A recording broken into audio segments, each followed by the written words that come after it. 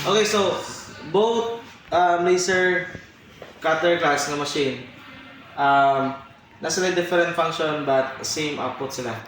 But of course, same function in terms of three laser processes. Maka-engrave siya, maka-cutting siya, maka-cutting siya, maka-outline siya, maka-outline siya. But of course, naray differentiate gamay sa pag-operate mismo. Okay, so for the GCC class, okay, this one. So ngayon, first thing atong timanan when it comes to operation. So, first thing is na to look up first step ng inyong timanan, which is dapat masaksak ninyo ang flat sa exhaust or the vacuum ni laser cutter. Yun naman, sa exhaust class, once mag-operate mo, especially if mag-cut mo acrylic or wood, ang aso na bahog na kayo. Once walay exhaust, way mo suyop sa aso, makasuffocate siya because samot kay close ang room. Okay, so that's why naka-on sa exhaust. Then, i-check niyo if nakasaksak sa USB sa laptop. So, sa USB class, muna siya printer. If wala nakasaksak sa USB, delete niyo yung ma-print ang yung ipakat. Then, of course, last day is, kare, ma-check niyo dapat naka-on niyo yung switch, kare. Tuplukan niyo prang ko, kare. Duplo. Kaya, so it means one and three. Mga class, once ma-on na siya, mo generate ng machine, once mo corner ng laser dito, it means pwede na siya ablihan. Okay? So, then, of course, kaya itaw ninyo ni kuana kare vacuum sa outlet. Okay. Okay, so sa exhaust gas, pwede rin yun na anan nyo itaw doon, mag-start na operate. Pero, at least, pa di mo kalimot, dapat matawad siya daan. While nag-plaster mo sa stator. Okay? So, karon last. Ato siya ang ugbon. Okay naman, na-corner naman, di ba? Yes, sir. Kung sa mga itong sunod buhaton, naon naman na to ang tanan. Ika sa switch, sa exhaust, sa USB. Susunod itong buhaton, second step is to set the Z-axis. So natin gitawag nga X and Y. X and Y is the up-down movement ng laser. So matag Z, sama siya? Ang height niya. Height. Di ba? Height or distance. So, natay required distance, the laser, down to the material. So, unsa man ang required nga distance, down to the material. So, required nga distance kay usay class ug gintahay din ito makuha required distance ug layo ra tong materials tendency di siya makat or else ug duol na pud kayo ang material sa laser tendency masunog same ana. Okay, so sa man to mag-set sa Z once kilihok ra ko ng GCC kuan kalihok sa dito ni si buburon pala kog lihok ng GCC buburon ay mo kadto ka wala kuryente ni sa kasa mo hikam. Sige daw, inga na gamay. Di ba di siya malihok?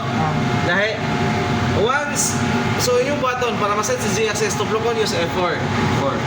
So, ang purpose na F4, pag-click ka na, kung mo-recall lang siya, it means, i-move ng ZCC, ng mismo laser. Ito laser mismo, kulita. Inga, ito dali pa daw. Ito pa lang. Kanang laser mismo. Ay mo kadlok hikam jud mo nga hikam kay para ma-feel gud ninyo ang kuan.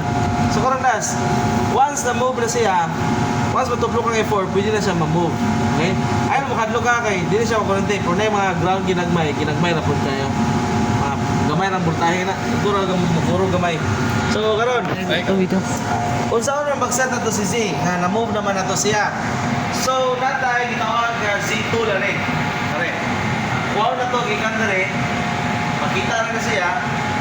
So, ang purpose ni Z-Tone class, mo na atong basihanan para makuha ang required distance. And, datay up and down na rin para move sa platform. Ang platform may move ha. Platform. Okay, so karon atong buhaton, isuksok na to ni si Z-Tone dire sa kilid. May butanganan. Bansa ka na, kabantay mo ng distance. Mo na atong kuanan sa atong required distance. Kasi materials, igo mo abot na rin. Di kayo nga nakagot, di sa nga nakaluwag. Kana igo siya makaliklihok. So karon, atong isa ka ginahinay. Atong mga usay magana ko kay para makapin ko yung tunong o abot na siya. Okay? So na, pwede na siya. It's either, saka mo dito kamay na. O goal na gas, pwede rin ka ng pam-pam ra. Okay? Saka rin, I think, pag okay na siya. So, parang gas, kung kita na-set na rin si Z. So, yung baton, tangtangon mo siya.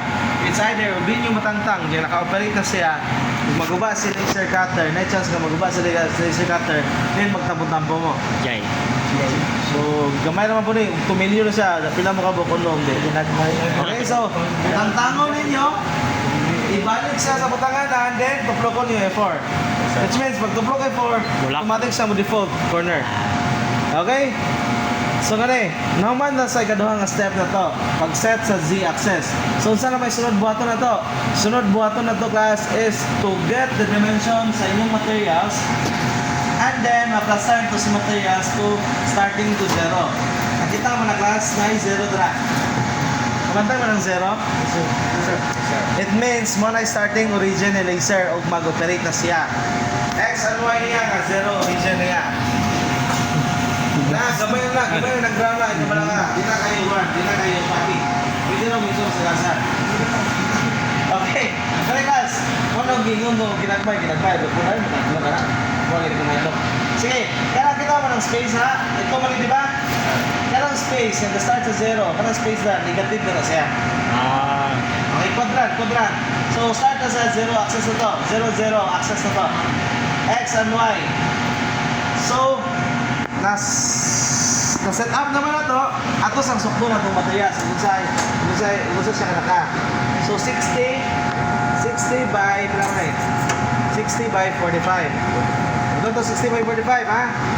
So, ano ba na itong isukod na itong materials? Atong materials na, so kung sa'yo kadakon sa itong materials, may kadakon sa itong artboard sa Illustrator.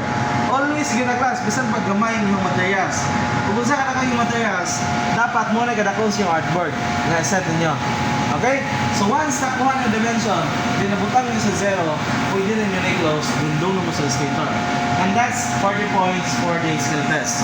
Pag set up na lang, 20 points for Z and material setup.